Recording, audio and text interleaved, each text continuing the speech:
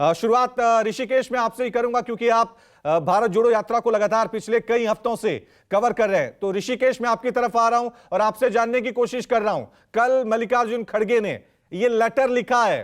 अब क्या ये माने कि भारत जोड़ो यात्रा की शुरुआत हुई थी भारत को जोड़ने के मुद्दे से, एजेंडे से, लेकिन जब ये यात्रा इसका अंत होगा, इसका समापन होगा, तो इसका एजेंडा हो जाएगा विपक्ष को जोड़ने का।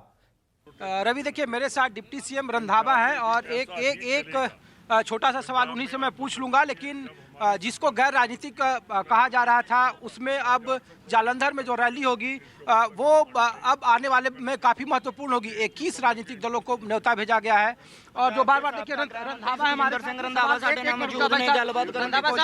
रंधावा साहब, जो बार बार कहा जा रहा था कि 21 जनप्रतिनिधि रौली ना पाओ 21 राजनीतिक दलों को न्योता भेजा है, तो क्या ये विपक्ष जोड़ो भी यात्रा होगी? बिल्कुल, ये नफरत जो छोड़ने की बात है उसकी बात हम कर रहे हैं कि नफरत छोड़ो, प्यार से हिंदुस्तानियों को प्यार से रहना चाहिए।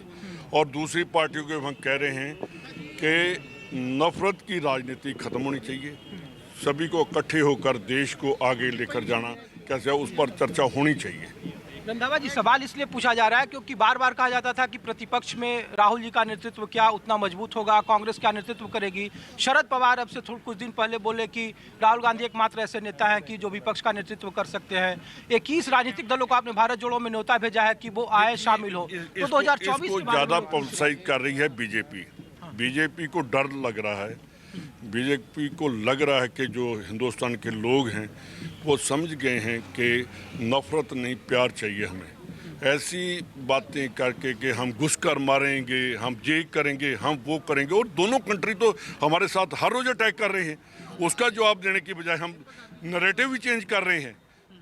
हमें बात करनी चाहिए। मैं जब राजस्थान में था तो वहाँ राहुल जी ने कहा कि कोई नहीं मेरे से पूछेगा चाइना का क्या है, पाकिस्तान क्या कर रहा है। बिल्कुल जो मीडिया है उन्होंने बिल्कुल बंद कर दिया कि चाइना के बारे में हमें ज़्यादा इंटरनल से एक्सटर्नल जो है वो भी डर है, वो उनको हमें सबक सिखाना होगा। तो नवाज साहब, सवाल इसलिए लोग पूछ रहे हैं क्योंकि पिछले बार 8 लोकसभा की सीटें आपके पास थी, इस बार कहा जा रहा है कि चेहरे की कमी है। आपके नेता एक जेल में है, एक के बारे में कहा जा रहा है आम पब्लिक में ये अकाली दल और आम आदमी पार्टी उठा रही है। ऐसी स्थिति में बड़ा मुश्किल है, 15 महीने के बाद लोकसभा का चुनाव है। कांग्रेस कुछ महीने पहले विधानसभा चुनाव में सब लोगों ने देखा। ऐसे में लोकसभा में क्या ये भारत जोड़ो यात्रा और जो ये विपक्ष की जो मुहिम है, हम इलेक्शन की बात नहीं कर रहे। दूसरी बात मैं आपको बता दूं कि एक बात आपने देखा होगा, पूरी की पूरी कांग्रेस एकजुट है। आप हमें कांग्रेसी लीडर नहीं मानते? बिल्कुल मानते हैं, विपक्ष कर रहे हैं। अगर हम लीडर नहीं हैं तो फिर तो मेरे साथ बात आपको करनी नहीं चाहिए। जो पंजाब की टॉप की, सुन लीजिए, जो पंजाब की टॉप लीडरशिप है वो राहुल जी के साथ चल रही है, एक भी मिसिंग नहीं है।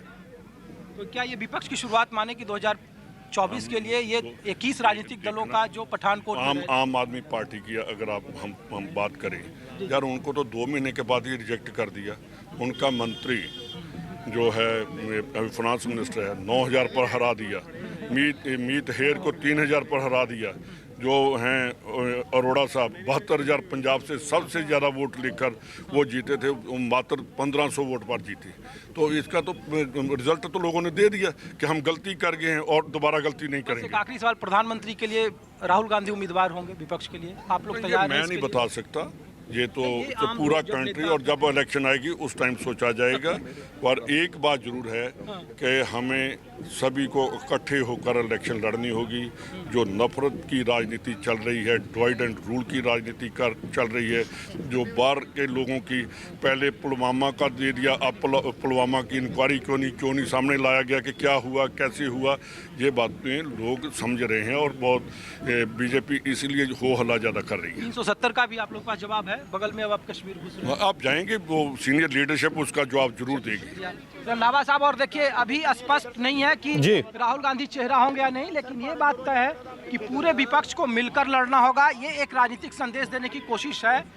डिप्टी सीएम रहे थे पंजाब में, काफी बड़ा कद रहा था और पंजाब में यात्रा इससे गुजर रही, इसलिए सवाल जरूरी था क्योंकि यहीं पठानकोट में तकरीबन 21 राजनीतिक दल होंगे विपक्ष के। जब 2004 में यूपीए बना था तो महज 10 दल थे सोनिया गांधी की अगुवाई में, और तब जो यूपीए को आई थी सीटें वो 141 थी और महा जनतांत्रिक गठबंधन था जिसमें तकरीबन 35 से 36 दल थे, उसे पटकनी दी थी। सवाल यह है कि क्या कांग्रेस विकल्प के तौर पर मजबूती से 2024 में अपने को रख पाएगी। पंजाब में 13 लोकसभा की सीटें हैं, 8 कांग्रेस के पास है। अब उनके पास कैप्टन अमरिंदर सिंह जैसे नेता नहीं है, चेहरे को लेकर के काफ़ी बड़ा सवाल उठाया जा रहा है। रंधावा साहब डिप्टी सीएम रहते लेकिन बार बार वो इशारा कर रहे हैं कि पूरे विपक्ष को लड़ने की जरूरत है एक साथ मिलकर, और इसीलिए इस भारत जोड़ो यात्रा जैसे जैसे जम्मू कश्मीर पहुंच रही रवि वैसे वैसे विपक्ष की जोड़ो यात्रा भी शुरू है, और इसीलिए चेहरे को लेकर के अब चीजें वो नजदीक दिख रही है, तस्वीरें साफ हो रही है। नमस्कार, मैं हूं मानक गुप्ता। अगर आपको हमारा ये वीडियो पसंद आया हो तो इसे लाइक और शेयर जरूर करें, और हां, हमें सब्सक्राइब और फॉलो करना ना भूलें ताकि आप देश और दुनिया की कोई खबर मिस ना करें। तो जुड़े रहिए हमारे साथ और देखते रहिए न्यूज़ 24।